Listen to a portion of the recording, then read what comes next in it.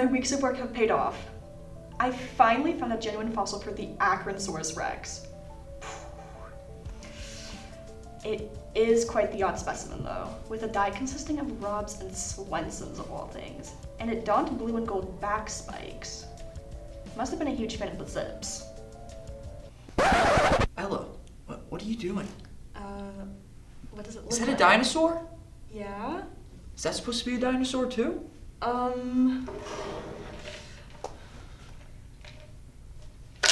Dude!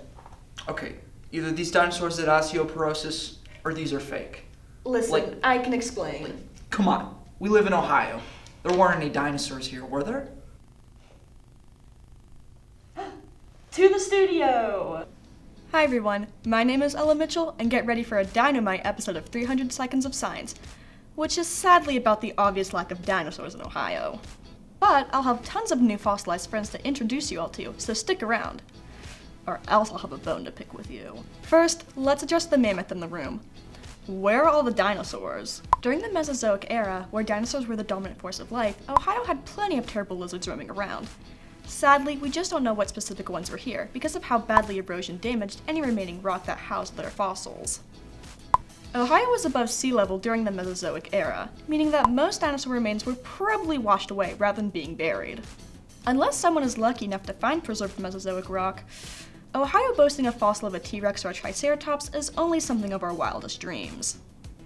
Don't fret though, Ohio's discovered some pretty cool prehistoric pals, our first one being the Dunkleosteus, our state fossil fish. Lovingly nicknamed the Dunk, this fearsome fish is from the Devonian period and hails from the class of fish called placoderms, meaning that they had bony armor to protect their bodies.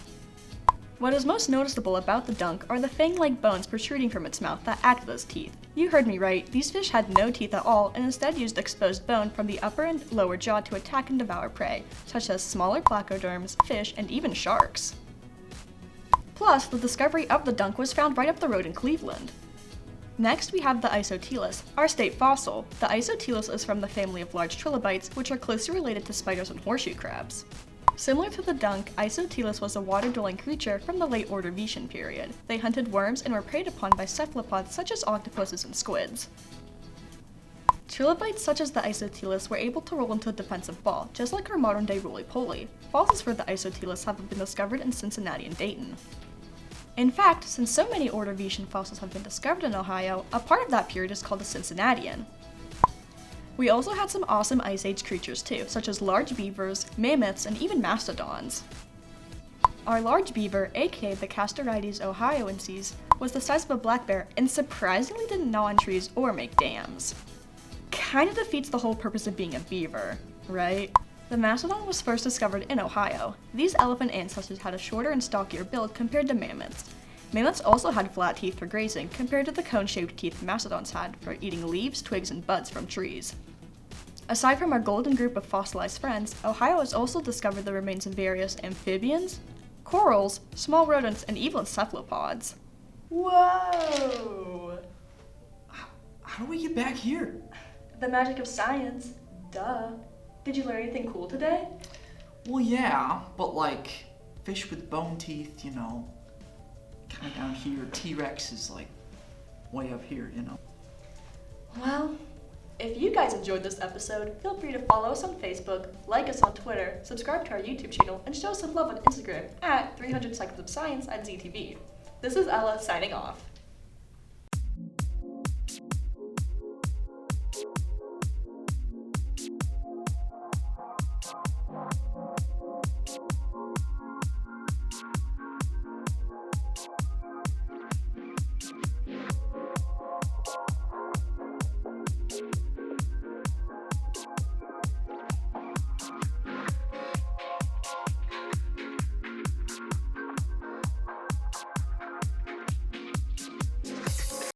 This program was produced by ZTV at the University of Akron. Do you want to gain experience in video production, professional social media, or working with real clients? Visit the UA School of Communications online or follow us on social media to learn more.